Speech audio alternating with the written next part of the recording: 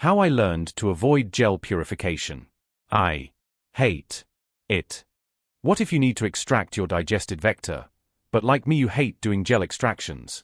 Today on the Lab Survival Guide, I'm showing you the Fragment Flush, a protocol that allows you to skip the entire gel extraction and use a 5-minute standard PCR cleanup protocol to remove the stuffer, regardless of its size.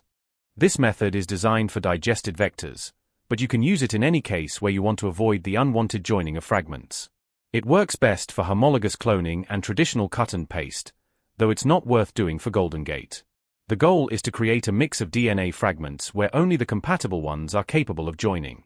This method allows for high recovery while removing the need to waste time on a gel or risk losing or damaging your DNA. You want to know how? For example, you need to extract the band digested with BSPE1 and heme3 and remove the small fragment. By adding a third enzyme that cuts within this fragment next to heme3, BAMH1 in this case, you will create a tiny fragment which is easily removed by the PCR cleanup column. Now you have two fragments, a backbone digested with BSPE1 heme3 and a small one digested BSPE1 BAMH1. This fragment cannot religate with the vector because heme3 and BAMH1 leave incompatible ends. This will ensure only your compatible fragments can join. And what if you have bigger fragments to flush away? As shown in the Make-Ray-Nagel data, standard binding buffer at 100% concentration binds everything above 50 base pair. By diluting the binding buffer with water, you modify the binding cutoff of the silica membrane, increasing the size selection threshold.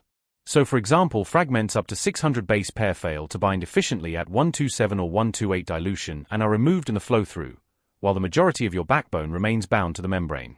You can use the Make-Ray-Nagel kit as a starting point, because the principle applies to any silica-based kit. In reality, a tiny fraction of those unwanted fragments might still bind to the membrane and get eluted, but it's such a small amount that it won't interfere with your cloning. If you want to be certain, just run a few microliters of your eluted DNA on a gel. Compared to gel extraction, the Fragment Flush gives you a higher yield in 10% of the time. Because the recovery is higher, you can actually start by digesting less DNA. Mind you, you still need to run a small aliquot of your digestion on a gel, but that is just to check that your digest is complete and everything is correct. In summary, use an extra enzyme to further cut within your unwanted fragment. Ensure the extra enzyme leaves incompatible ends. If your unwanted fragment is below 50 base pair, use undiluted binding buffer. If your unwanted fragment is above 50 base pair, use diluted binding buffer. Wash and elute as usual. Don't get frustrated, get smart. Subscribe for more molecular biology hacks. See you at the bench. Nikita the cat and I say Merry Christmas everybody.